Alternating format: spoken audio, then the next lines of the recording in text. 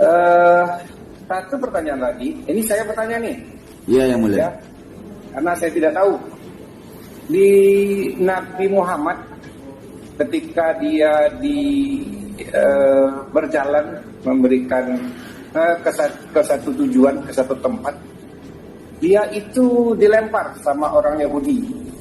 Betul, Yang Mulia. Kemudian diludahi oleh orang Yahudi. Dihina oleh orang Yahudi. Tapi ketika orang Yahudi itu tidak ada lagi, suatu saat Nabi Muhammad lewat di situ, dia bertanya kepada sahabat, "Sahabat, kemana orang Yahudi yang biasa lempari saya? Kemana orang Yahudi yang biasa hina saya? Kok tidak ada?" Ternyata orang ini lagi sakit. Rasul minta kepada sahabat, "Tolong antarkan saya ke rumah dia." Dia bawa roti, dia kasihkan kepada orang yang menghina dia. Nah, itu kebaikan-kebaikan yang pernah saya dengar. Apakah Habib pernah tahu kalau Rasulullah ini pernah melakukan kekerasan terhadap orang? Baik, Yang Mulia. Mohon izin untuk menjelaskan, Yang Mulia. Ya.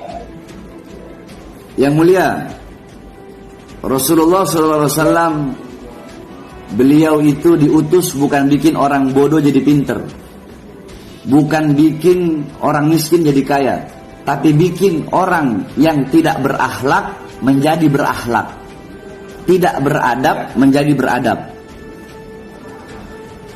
Jadi Nabi Muhammad datang membawa kasih sayang, membawa cinta, membawa adab, membawa akhlak. Cerita yang mulia tadi itu benar dan itu tercatat dalam kitab Tarikh Al-Imam Ibnu Jarir At-Tabari. Tercatat juga dalam kitab Syurah Nabawiyah. Tercatat juga dalam kitab Tarikh Al-Imam Ibnu Katsir. Mungkin saya koreksi sedikit, yang Nabi bawa bukan roti tetapi buah, Yang Mulia. Nabi Muhammad diludahi, dilempari kotoran onta, dilempari isi perut onta. Tapi ketika orang itu tidak ada, benar Nabi mencarinya. Kemudian ada yang bilang bahwasanya dia sakit. Nabi mendatanginya, menjenguknya. Orang itu berkata, "Wahai Muhammad, apakah engkau sengaja datang kemari ingin membunuhku karena melihat aku dalam keadaan lemah?" Kemudian Nabi Muhammad berkata, "Tidak, aku datang kemari ingin membesukmu, ingin menjengukmu dan mendoakan agar engkau lekas sembuh. Ini buah aku bawakan untukmu, semoga kau cepat sembuh." Kemudian orang Yahudi itu berkata, "Sanak saudaraku, kerabatku belum melihatku, tapi engkau orang yang selalu aku lempari kotoran, malah engkau yang datang melihatku. Saksikanlah bahwasanya aku masuk ke dalam agama Islam." Yang Mulia, itu masalah pribadi Rasulullah. Nabi Muhammad masalah pribadi, beliau dihina, dicaci, dimaki, dilempari kotoran onta, beliau diam. Tetapi kalau selain daripada urusan pribadi, beliau tidak pernah diam. Seperti urusan agama, Yang Mulia, beliau tidak pernah diam. Masjid Diror dibakar oleh beliau. Ada yang mengaku nabi palsu, Musailamah al-Kadzdzab dibunuh oleh beliau. Bukan hanya dibunuh, Yang Mulia, dan itu bukan hanya zaman Nabi. Di zaman Sayyidina Abu Bakar As-Siddiq, beliau pernah menyuruh memotong tangan perempuan yang pernah menghina Rasulullah SAW. Di zaman Sayyidina Umar bin Khattab pernah membunuh orang yang menghina Rasulullah SAW. Nah, jadi Rasulullah dan para sahabat selama masalah pribadi, beliau memaafkan dan tidak pernah mempermasalahkan. Saya Yang Mulia, saya buka di sini. Berapa banyak orang mencaci maki saya tidak pernah membalas dengan cacian, dengan makian. Bahkan sampai barusan, Yang Mulia, di Bogor, Yang Mulia, itu kasus yang diinin oleh Ibu Anita. Mungkin Pak Suharja kenal Ibu Anita. Pak Suharja tahu Ibu Anita? Jaksa, namanya Ibu Anita.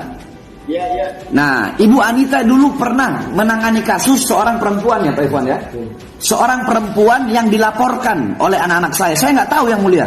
Dia dilaporkan karena menghina saya di media sosial.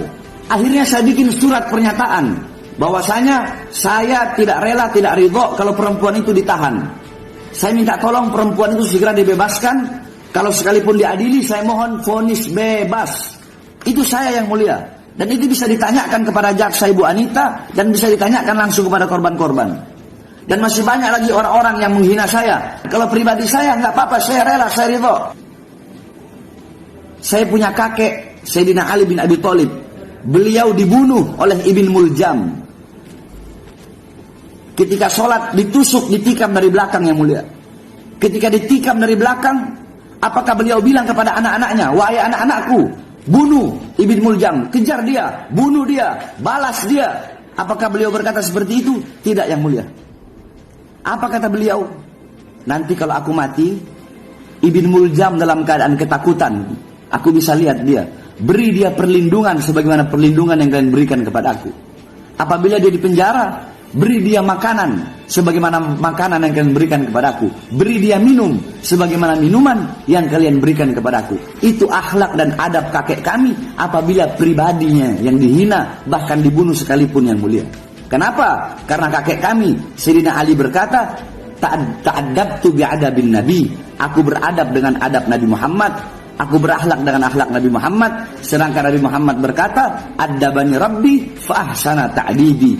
Allah yang mendidikku, Allah yang mengajariku akhlak, adab, sopan santun, sehingga sebaik-baiknya akhlak, sebaik-baiknya adab adalah akhlak dan adabku.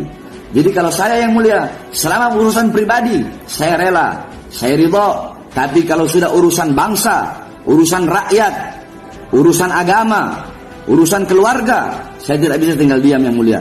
Ada 7 napi, saya bikin mereka menjadi NKRI yang mulia. Napi teroris yang mereka mengatakan pemerintah togut, saya jelaskan kepada mereka sehingga mereka kembali kepada akidah Ahlus Sunnah wal Jamaah.